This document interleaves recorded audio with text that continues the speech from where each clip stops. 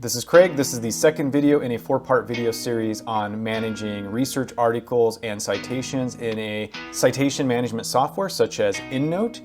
Where we left off in the first video is we have exported our RIS file and we have emailed the PDFs to us via email because that was an option. Now in this video, I'm going to show you how to manage those PDFs and get ready for the use of the citation manager. I'm going to give you three use cases. The three use cases are when you might be emailing others a citation. I'm able to quickly email colleagues and graduate students, email articles as well as citations because I'm using Endnote. I'm going to explain how to link to a PDF in a Word document, and finally how to attach the PDF in the citation manager. So if that's interesting to you, let's go ahead and get started. So the first thing is I have emailed the articles to myself. And as I said in the previous video, I said send the PDFs as an attachment if they are available. And you can see that there is a PDF in this email, no PDF in this email, and a PDF in this email. These are the three that I had sent. It was emailed to me and the attachments are there. Now what I can do is download the article, click Save As, and place it into a folder of my choosing. Now for this one, Carl White Concept Styles and Reflection, I've actually already saved it in the folder so that I could expedite this video. So you will see here. Now a couple of things to note.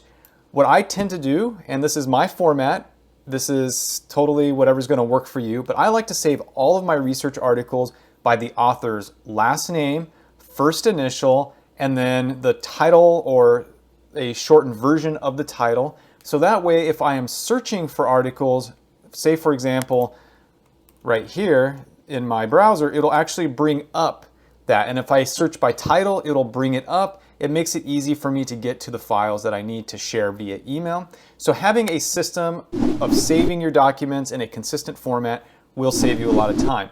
I also put the hyphens in because I believe in the mantra of create once, publish everywhere. This makes it easy to share online.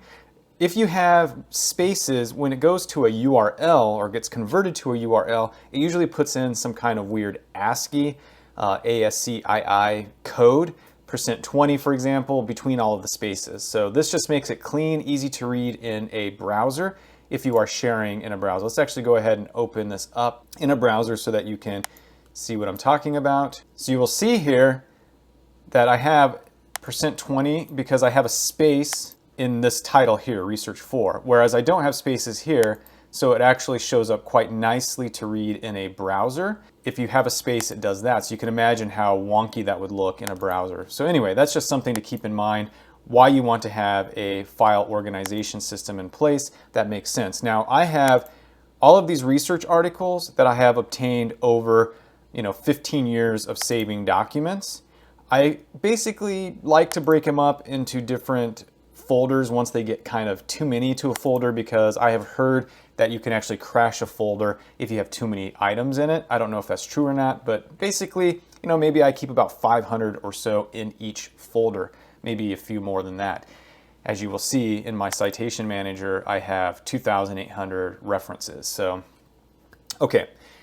So that's basically the thing that you need to know about when you get the email. Now, one thing to note, I guess it depends on what email system you are using, Gmail, Yahoo, Outlook. I'm using Outlook here. I'm using the online version. It's going to be a little different in the desktop version, but you want to figure out how to create rules or sweeps in your email client. So for example here, what I have done is I've said, hey, anytime I get an article from this email address, I want it to go directly into this folder called articles. Now what I've done is I have favorited that folder. So if you click on a folder in Outlook, you can favorite it and then it'll always be at the top. So when I'm doing research, I can quickly find the articles that have been emailed to me.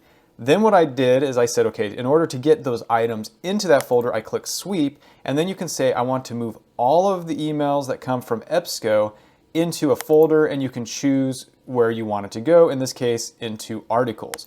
So anytime now an article comes in, with support@ebsco.com, it's going to go into this folder, which is brilliant because now I know exactly where I will find my articles. Maybe I'm in a rush, I email them to me and I'm going to get to them a week later, but I will know exactly where they are in my email.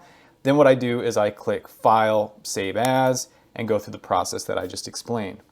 So I have now explained what to do with the emails. I've explained how to save them, given you a couple of strategies. So now let's look at a couple of use cases. So the first use case is when you're emailing others, it really makes it simple to share. So let's go ahead and take a look at that. Okay, so let's assume that we want to email somebody and we're just going to share the Weick article. Now all I need to do is go ahead and find the Chernovska article. So I can come here and it's going to be easy to find because it's alphabetized. I'm going to find it, here we go, and I'm going to just drag it into there and it's going to be attached. Obviously, if I'm going to attach the document and I want to upload it, I'm going to know exactly where to go, dial down, I can actually even start typing it in and it'll bring it up and I'm done. So that just gives you an example of how to quickly share the files if you have an organizational system. The next thing I can do, and I'll be showing this a little bit more in the video specifically on Endnote, but now what I can do is share the article's reference by just going here, right-clicking and saying copy formatted reference, go back to the email and copy and paste that in. So now they have the APA citation for this, which is brilliant. Now if they click on this, it'll actually take them to the article as well, which is great. The next use case is linking in a document.